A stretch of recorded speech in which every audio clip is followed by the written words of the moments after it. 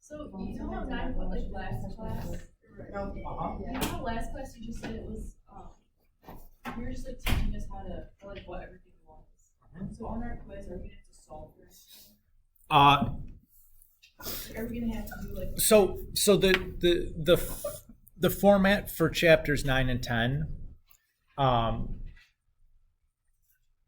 think it's going to be a little bit different. I think I'm going to do like chapter 9 as quiz, and then chapter 10 is like 9 and 10 with the test. Because I like halfway through you haven't really done anything. yeah. So it doesn't make a lot of sense to have like to take a quiz halfway through, or even like 3 sections in where there's like 2 things that I would really ask you to do. Doesn't make for much of a quiz. So I think the plan is going to be we're going to do all of chapter 9, and then it would be ready for the quiz.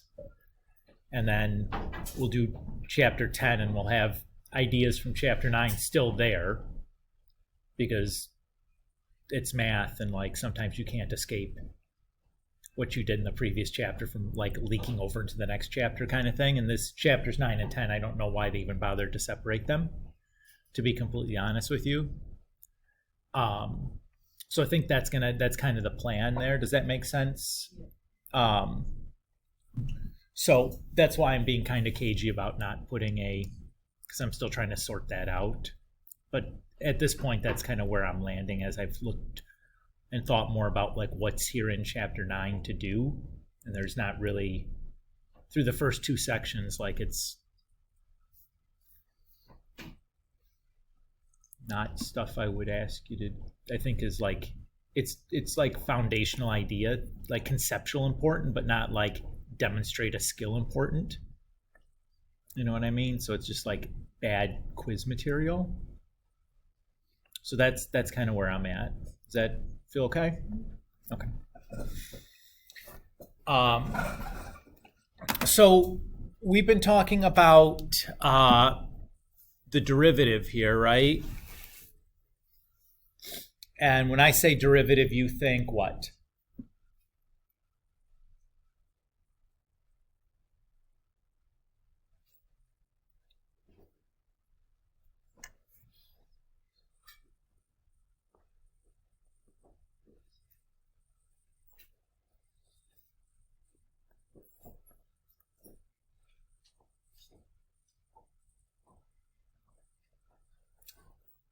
That's the same as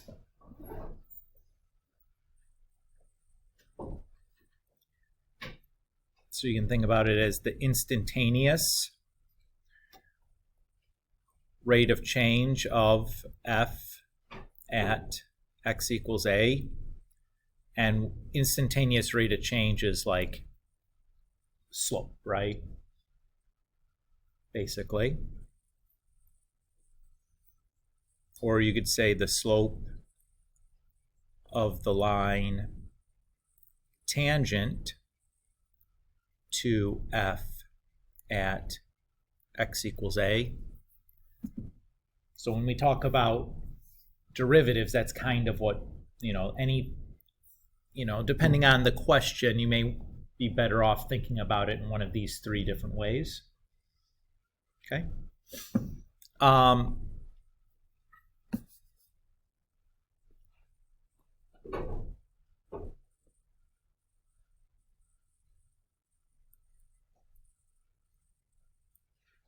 So what can a derivative tell us? So a first derivative can tell us where f is increasing or decreasing.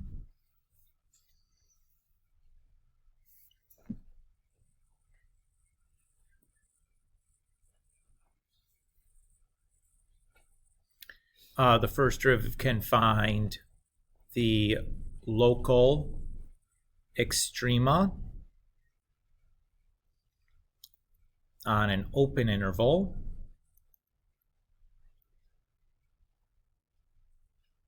And we can find the absolute or global extrema on a closed interval.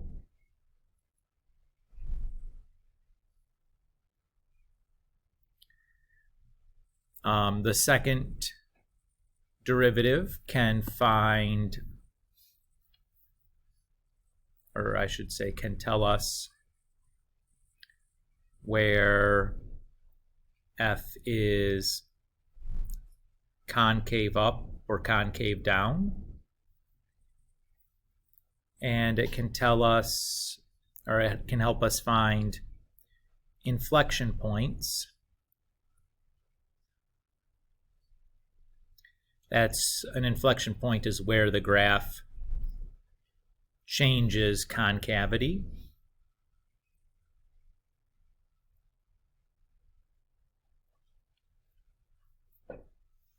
So these are all things that we can use these derivatives to do. They can tell us about the function f. So to kind of show, or to talk about that some more, where the first derivative is negative, that is where f is going to be decreasing. Bless you. Where the first derivative is positive will be f is increasing. And where f changes from, or where the derivative changes from positive to negative, is an extrema. Well, I should be more, is a maximum.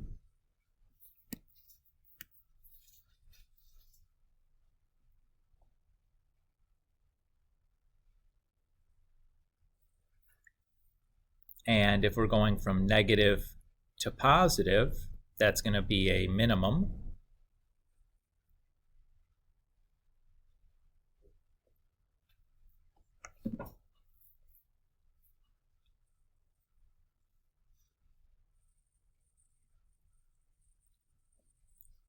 Where the graph, or where the second derivative is negative, that tells us where f is concave down. So like that. Where it's positive, that tells us where f is concave up. So like that way. And then we can find those inflection points which you've defined earlier.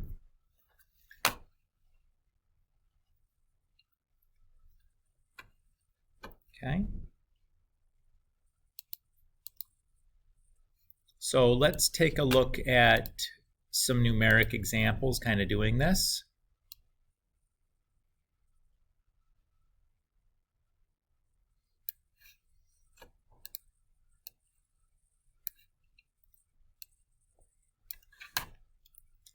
Says, given the derivative f of x, or f prime of x equals yada yada yada, identify the intervals where the function f is increasing or decreasing. So the first thing I want to identify, if I look at this function for my derivative, what type of function is this?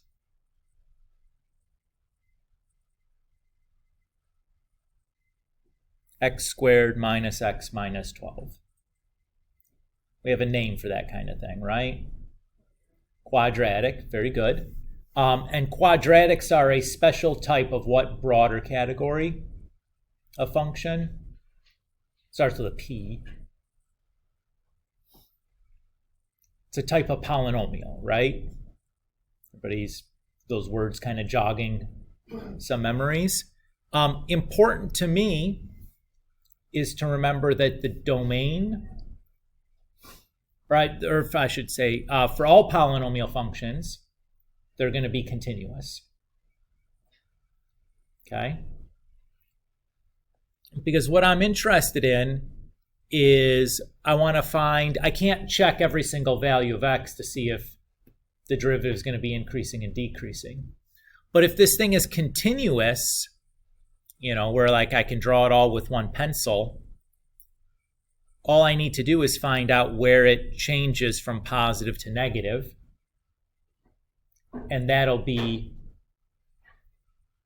identify the boundaries for where the graph is going to be, or where the function is going to be increasing and decreasing.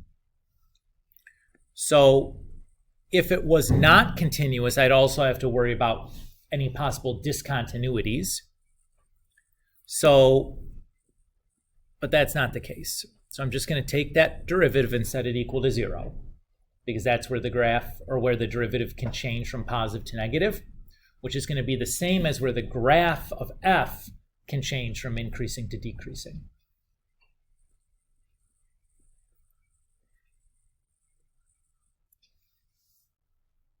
So how would I solve x squared minus x minus 12 equal to 0? Okay, so I could do that by factoring. So that factors to x minus 4 times x plus 3.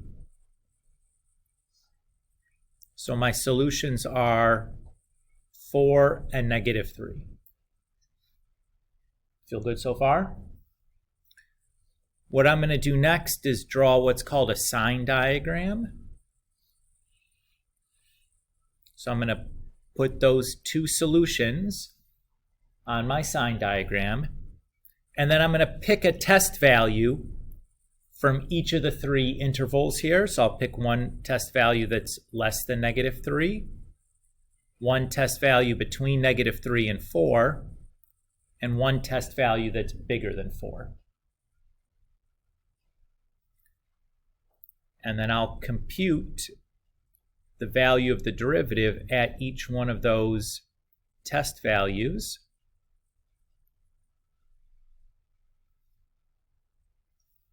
So when I plug this in, when I plug negative 4 and I get negative, right? Negative 4 minus 4 is negative, times another negative. Negative 4 plus 3 is negative. Negative times negative is positive. So I don't really care what the number is. I just care positive or negative. If I plug 0 in, I have negative times positive. So that's negative. If I plug the 5 in, I have positive times positive. That's positive. So with this information, then I can say f is increasing on the interval from negative infinity to negative 3, or from the interval from 4 to positive infinity, because that's where the derivative is positive.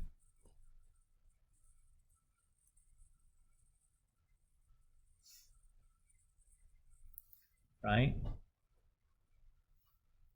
And then I can say f is decreasing on the interval from negative 3 to 4, because the derivative is negative on that interval. Does that feel okay? What does this remind you of? Do you remember solving quadratic inequalities? Was the exact same technique here, right? It's the exact same technique. Should look familiar, this process.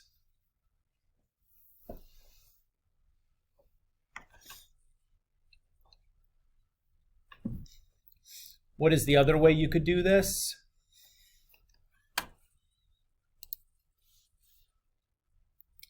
Well, if I just look at the graph of this derivative on my calculator,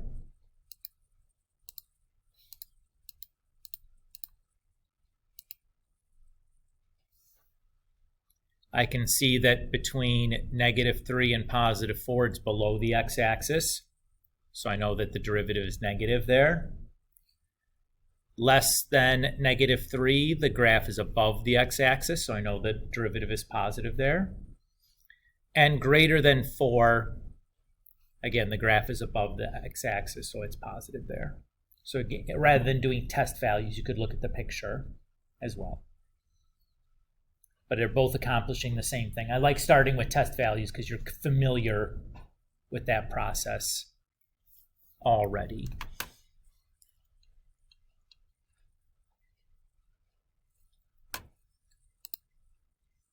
Okay, let's look at another example.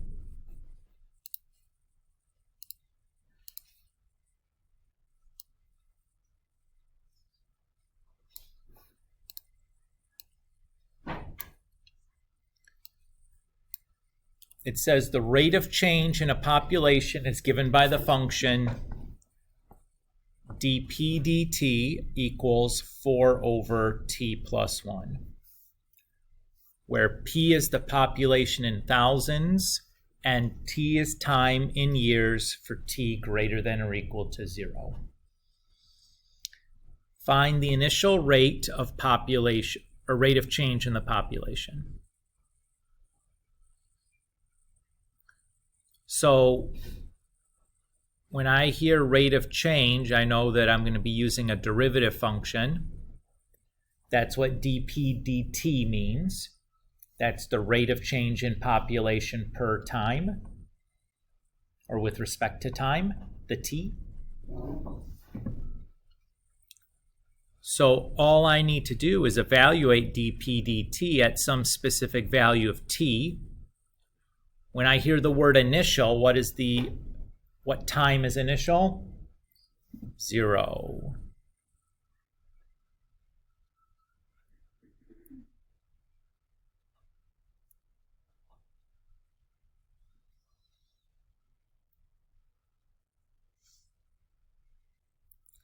So this population, it says the p is in thousands, so this would be like 4,000.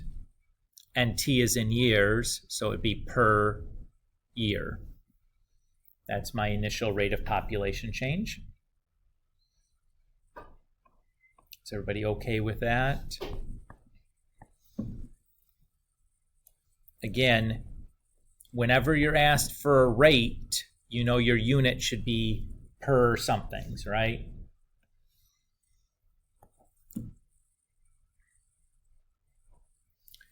Next, it asks us to describe how that population changes over time. So let's graph that.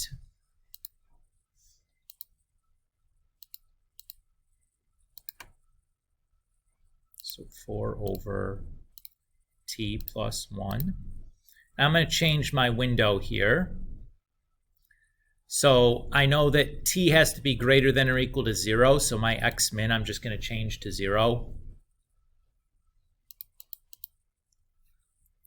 And if this is a positive number divided by another positive number, the change in population is always going to be a positive number, so I'm going to get rid of, just make the y min at 0, and then I'll let it hit graph.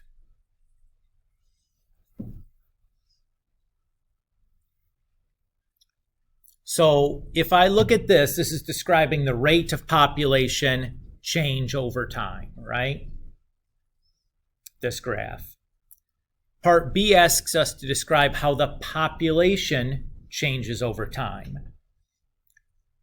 So notice that the rate of population change is always positive, right? It's always greater than 0, because that graph will be above the x-axis the entire time, correct? So we can say P is always increasing because dp dt is greater than 0 for all t, right, over its entire domain. Is everybody okay there? So I was looking at the picture. This is the picture of dp dt. I noticed that that's always above the x-axis, right? So the rate in population change is always positive. So that means the population is always growing, it's always increasing, because that graph is always greater than 0. Is that... We're gonna have to put I'm just trying to explain to you, like if you're looking at notes, why I'm able to draw this conclusion. So if you go back and you look at this and be like, wait a minute, why did he say that? So I know that the start of something new is difficult. So I'm trying to like make sure I'm really always spelling out how I'm using, what I'm using to make my statements. So depending on the question, I don't remember what I've written, probably not, but So what's VT? what's what? VT. Because? No. Like greater than 0. Oh, that just says that's the symbol for all. Oh. That just says like it's always doing this. Like any value of t, that thing is positive. Now, what else can I say about the population rate of growth? Is the rate always increasing? Right, so the population rate is getting closer and closer and closer to 0, right? So as time goes on, the population is growing slower and eventually looks like it's approaching some like ceiling, right? Where eventually that population rate change is going to become basically 0 and your population has kind of reached a cap, like a ceiling. That's exactly right. Did you guys see that as well? Okay.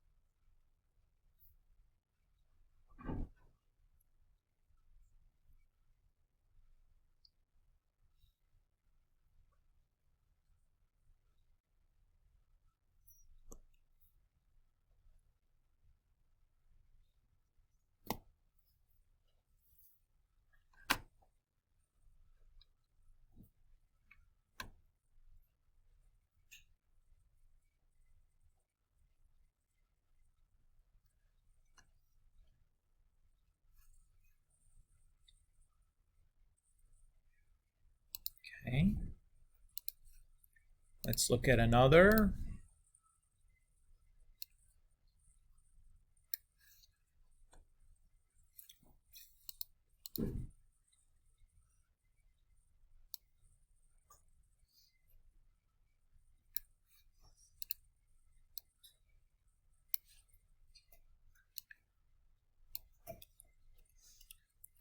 So it says, given the graph of the derivative dy dx shown below, write down the intervals where y is increasing and the intervals where y is decreasing.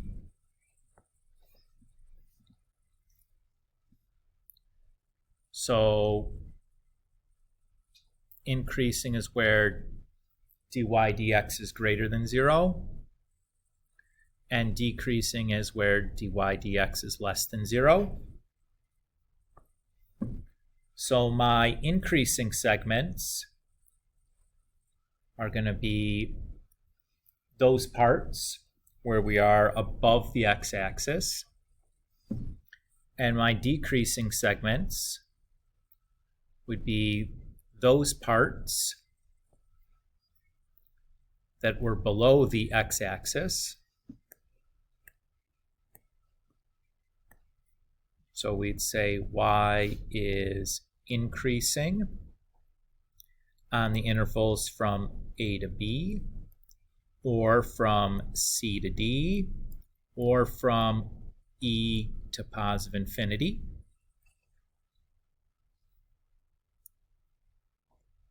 and we'd say y is decreasing then from negative infinity to a, or from b to c, or from d to e.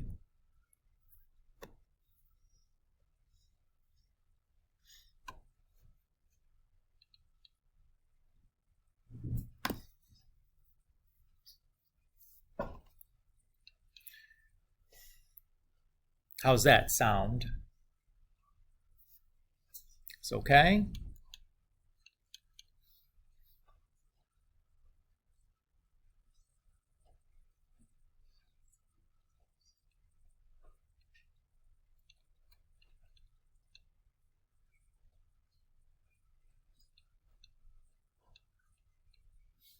All right. So next up, we're going to look at 9.4.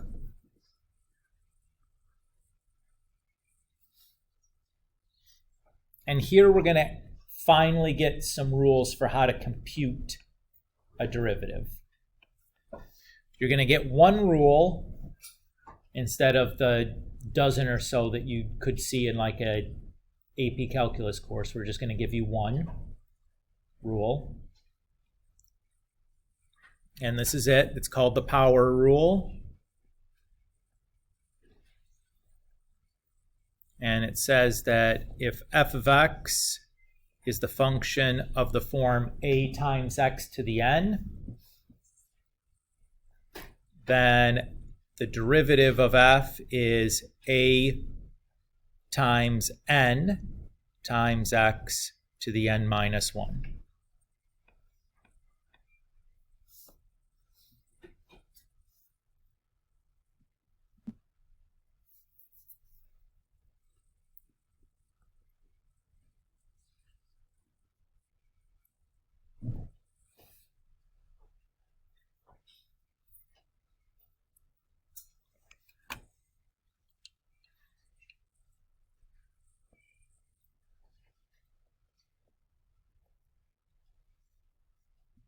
So what's the derivative of 10x squared going to be?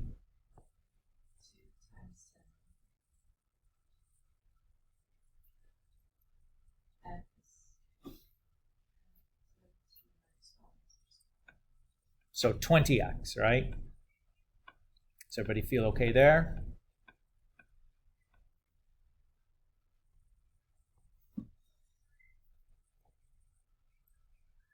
What if we're given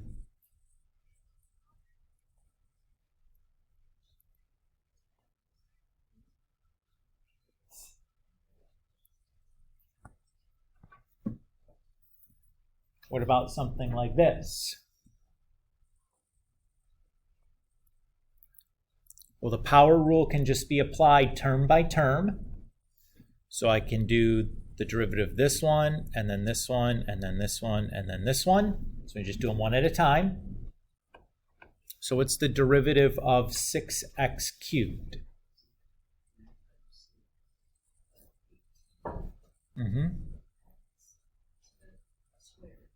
Very good. Is everybody okay? Because you subtract 1 from the exponent.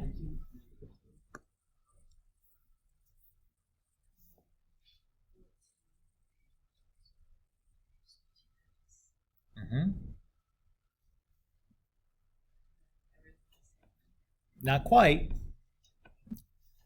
So if we do the rule, it would become, we would say this, right? 1 minus 1 is 0. What's x to the 0?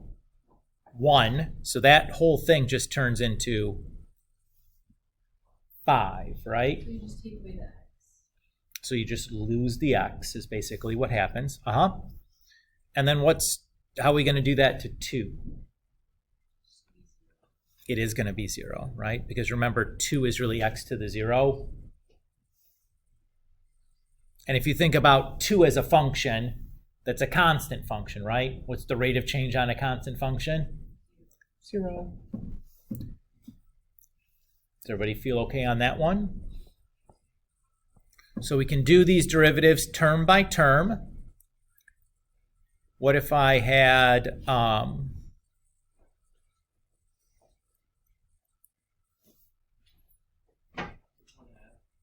very good. So you'd want to start by doing algebra and rewriting that square root as an exponent of 1/2.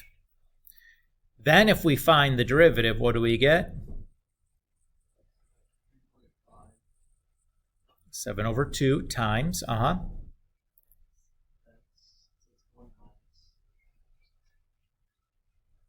it'd be 1/2 minus 1. So it's going to be negative 1/2. So you might write that as that. Depending on the directions, whether they say negative exponents are okay or not. You may leave it the way it is with the negative exponent, or if it directs you to not have any negative exponents, you move it to the denominator, probably turn it back into a radical. Does that feel okay? What if we have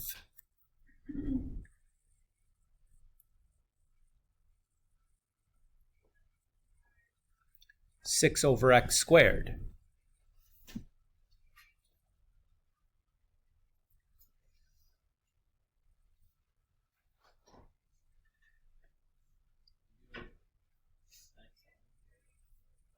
Great, you have to get the x out of the denominator. So let's use our exponent rules. Yes. So we'll do a little bit of algebra. And now that we've got it into the form we need, we can apply our power rules. That's going to give us,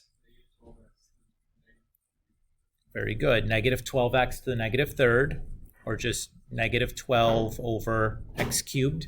Again, the directions will tell you whether a negative exponent is okay.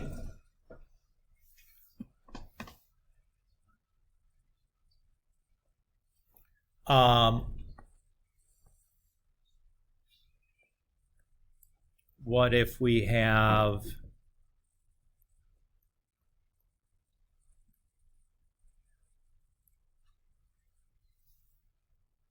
that?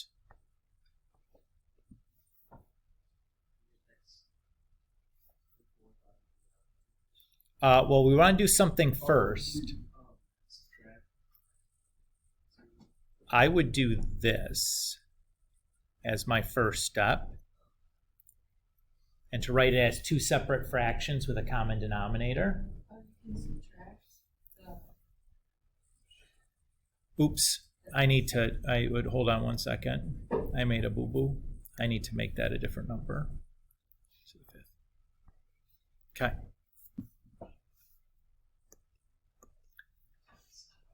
It's beyond the scope of why I need to change that, but it's a different derivative rule for x to the negative 1. No, it's not. Never mind. It would have been fine. I'm getting confused. So then we can rewrite this that way, right? Is everybody okay with the algebra I did there?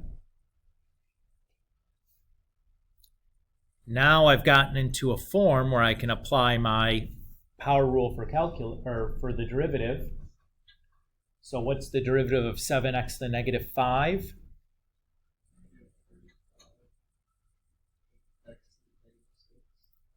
And for x to the negative 2?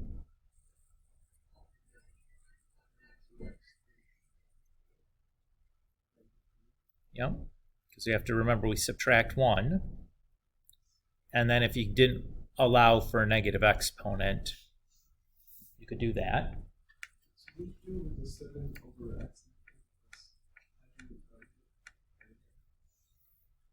So I just took this and broke it into two fractions with a common denominator. Oh, I mean, well, this is like the same as this problem, right? You're okay there. This guy, if we subtract the exponents,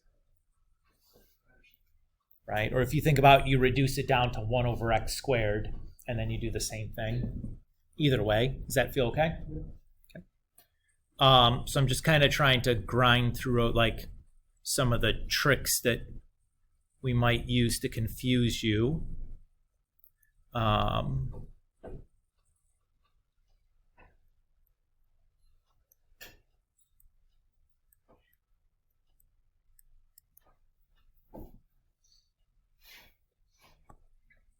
What if we give you this? The square root of x cubed times the quantity x plus 1.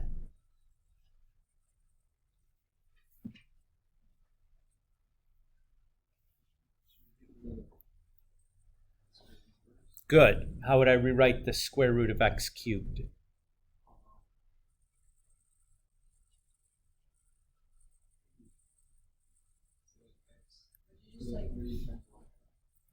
Good. Or I'll just call it 3 over 2. Yep. So again, the numerator is going to be the exponent, and the denominator is going to be the index of the radical. Now, the way it's currently written, I can't do the derivative of this with the rules that I have because I have two variables multiplied together. So what should we do?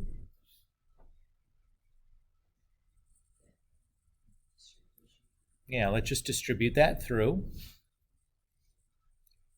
So what's x to the 3/2 times x to the first?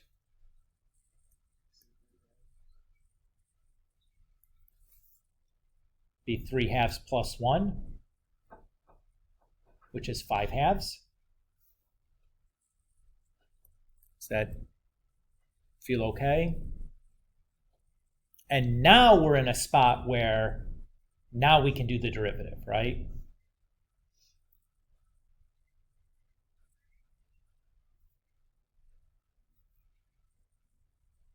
So the derivative now is going to be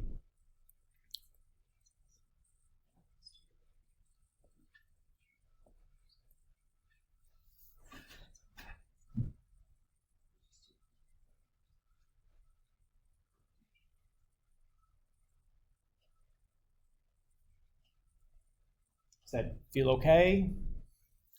I feel like I've probably run through all the tricks that they would do.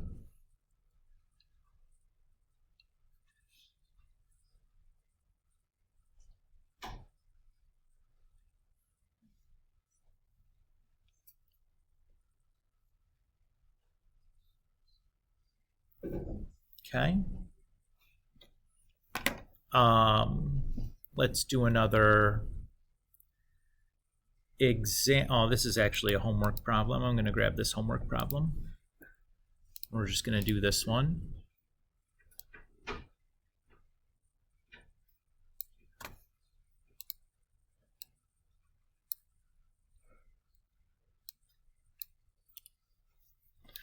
Mostly because I'm interested in the part 2 piece.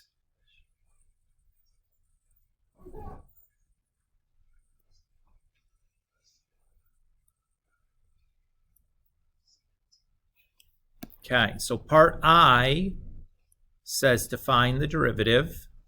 So what's the derivative of 3x squared minus 4x? Somebody other than Grace and Joey, who I think have gotten the hang of this pretty nicely.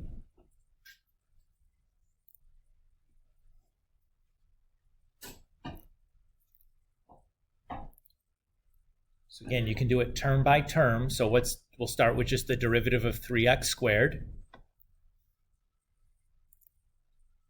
So this is your rule. So you take the exponent and multiply it, and then subtract 1 from the exponent. What's the derivative of negative 4x? Negative 4. For part I, it says it wants the slope of the graph of the function at the indicated point.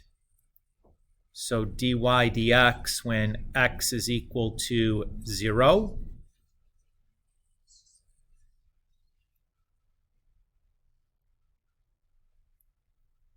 So I just take my derivative and then plug in the x value. Does that feel okay there? I want to show you that you can do that same thing on your calculator. So if you have your calculator with you and you wish to follow along, I invite you to take that out to do so.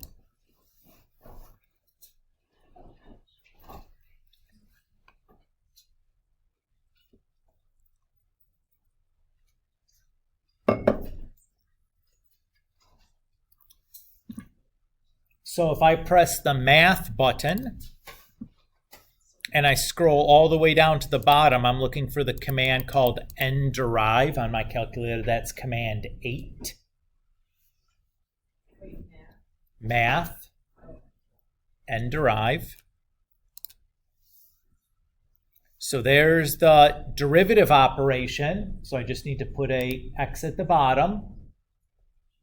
And then I'm going to fill in the function I'm taking the derivative of. So that was 3x squared minus 4x. And then at the end, we want to evaluate that derivative at x equals 0. Is it always x equals 0? No, it was x equals 0 because the part A says we're evaluating at the point 0, 0. So I can just basically type it into my calculator exactly like it looks like on my sheet of paper, and it'll spit that out for me. Now, your calculators will not just take the derivative all willy-nilly for you, but what you can do is you can check it with the grapher.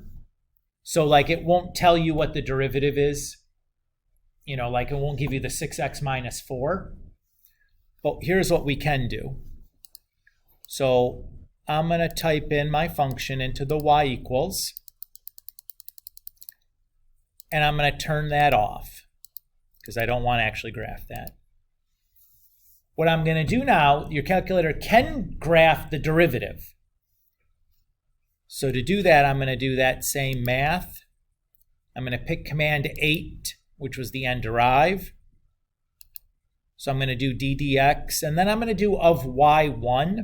So I'm going to do vars, yvars, function y1. And then I'm going to do x equal to x. So I want to graph that. So your calculator can do that, and I guess I forgot I goofed my window around there. Let me zoom standard that real quick. Right, I just turned off the first one by pressing enter on the equal sign, so it didn't graph the first one. So that's what the graph of the derivative looks like. My answer, I said, was 3x squared, or I'm sorry, it was 6x minus 4, right? And since I have the black and white calculator, I'm going to just change that to like the thick line and see if it matches. Yes. Oh, did I? Oh, yes. Yep, I typed the wrong thing. You're absolutely right. Okay. So if I do that, here's the derivative. Thank you. Here's the answer that we got when we did it by hand, the thick line. What did you notice? They're the same. What does that tell me? I did it correctly. So you can use this as a checker. It can't give you the formula for the general derivative, but your calculator can give you the graph of that, which you can check against your answer, which is nice, right? Like anytime I can check things on my calculator right and wrong, I am pretty excited about that.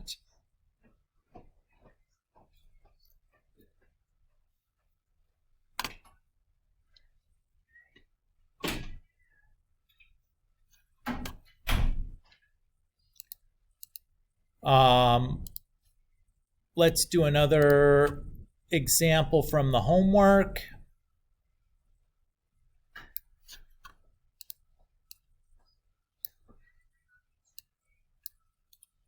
So it says find the coordinates of any points on the graph of the function where the slope is equal to the given value.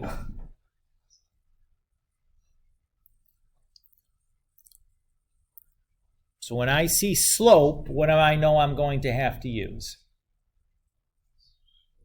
The derivative. So I know that derivative and slope are the same thing. So basically, I'm just going to be looking for where y prime, the derivative of y, is equal to 3. So I'll take the derivative of y, which is 2x plus 3, and where that's equal to 3 at is just going to be x equals 0. Could you get more than one answer? Yes, right? If the derivative is quadratic, you could certainly end up with more than one answer. Now it says find the coordinates. So here's my x coordinate. How am I going to get the y coordinate? I have to plug the 0 back into the original function.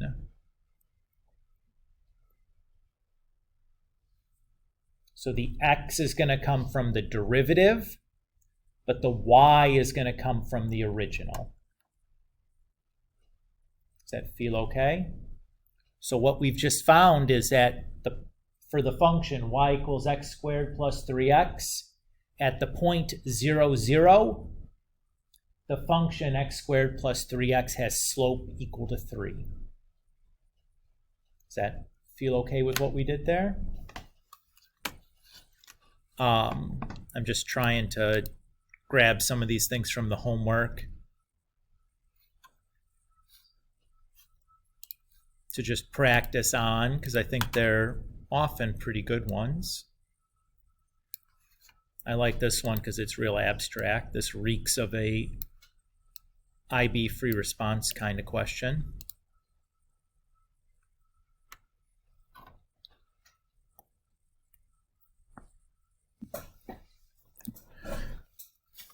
It says the slope of the curve y equals x squared plus ax plus b at the point 2, -4 is -1.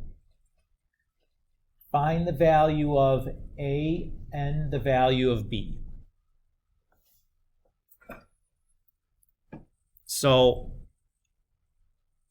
I know right away I'm going to do this, right?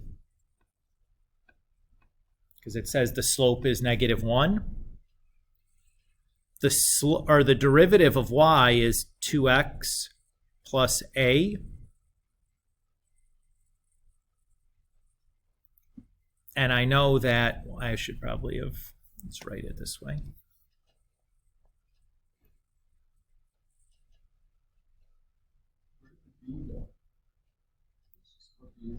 Where did the b go? Yes, the b is a constant. So when I took the derivative, it just disappeared. But that's okay. In fact, that's better for me because it allows me to just solve for a.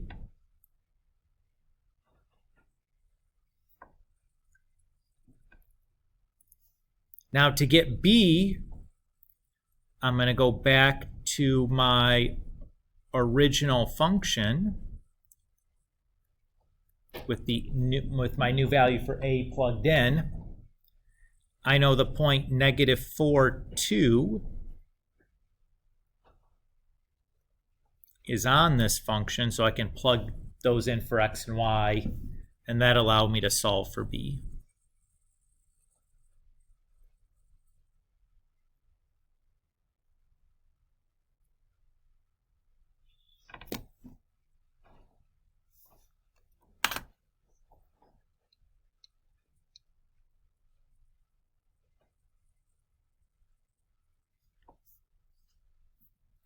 How do you guys feel on what we've done here? This, I think, probably feels easier now because it becomes less abstract and turns into something that more resembles the symbol pushing mathematics that we're familiar with. Or we'll just define y, and we can just plug in the x and then we can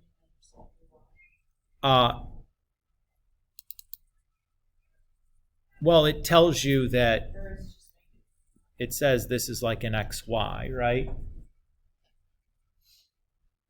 oh, Is that what you're? I was unsure what you're really kind of driving at there.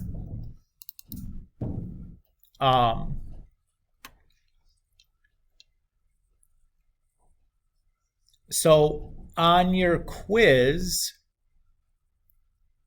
all I'm really going to be asking you to do is to like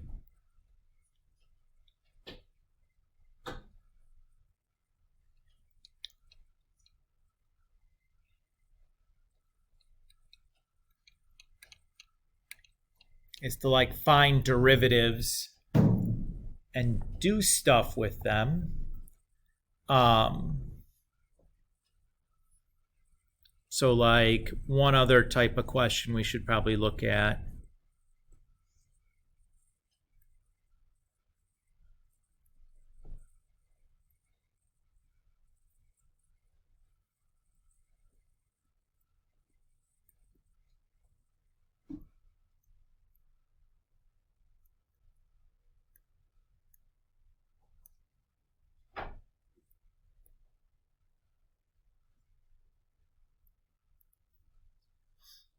Is this type of problem. So this is a very common, like, first introductory kind of calculus problem. So it asks us to find the equation of the line tangent to f of x at x equals 1.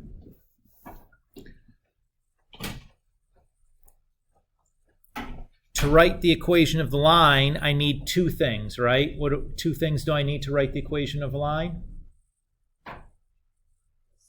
I need the slope, and then I need a point. The slope is going to come from the derivative. The point is going to come from the original function. So let's find the slope first. The slope is going to be the derivative of f, evaluated at 1,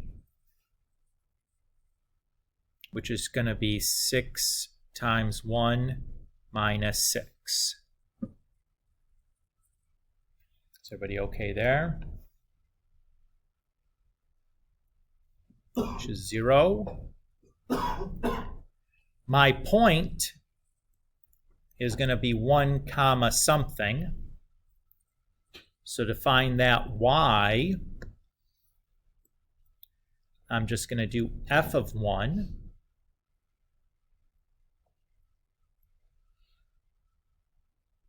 which is 4. So if I write my equation for a line, I like to use point slope because I almost always just have a point and a slope. So y minus 4 equals 0 times x minus 1.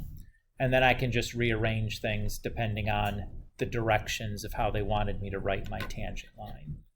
Whether it wants it to be in y equals mx plus b, or like ab or ax plus by equals c, or some other cuckoo format. But that's the gist of it. Does that feel okay?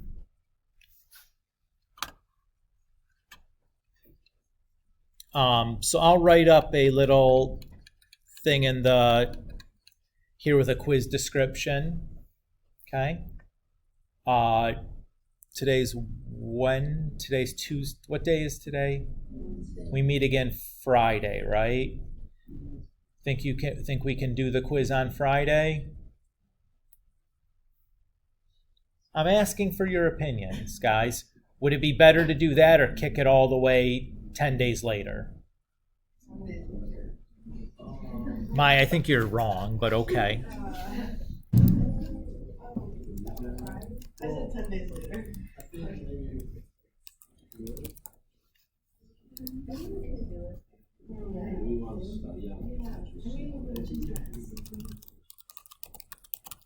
my God, we do.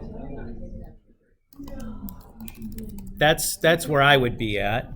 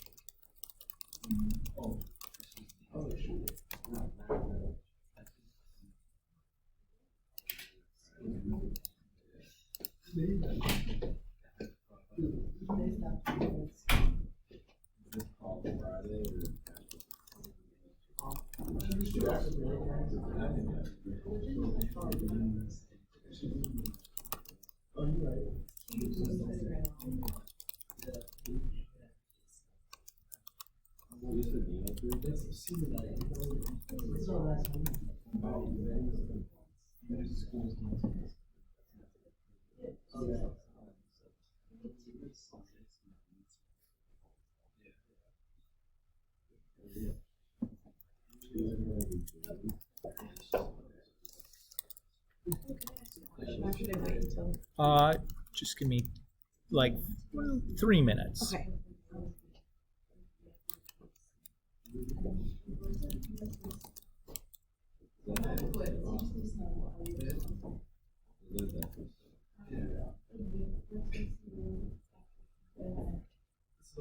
And we're not presenting what we look at. And we're talking to the student. This is the present.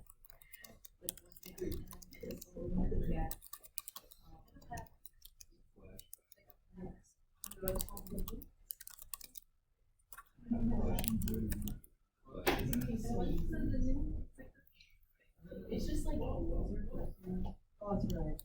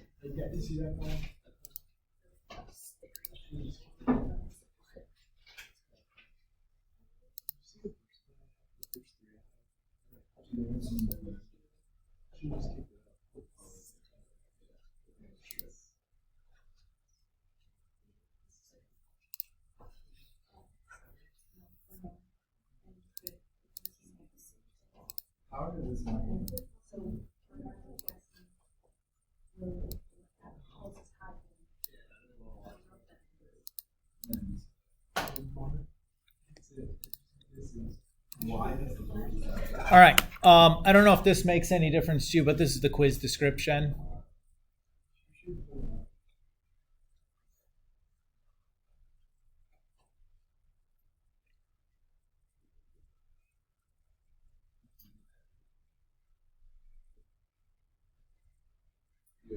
So I find the derivative of the function. We did like 10 examples of that right at the beginning, right? Find the value of the derivative at a specified value. That's just where you plug a number in to the, like this. When we come back from break, is it going to be an A or B? I assume it's the, yeah.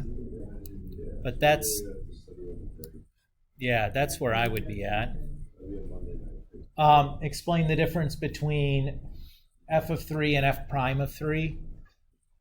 One is like a y coordinate, the other is the slope. I mean, it's basic. I mean, you fill in a little bit more than that, but like that's basically it. Like more of a complete sentence, but like that's the main idea.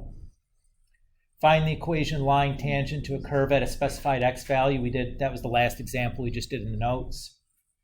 And then use a derivative to find where the function is increasing and decreasing like we did at the start. It should be really pretty easy. Like if you paid attention today about what happened, like nothing is complicated here. Like we're not talking about any like deep conceptual stuff.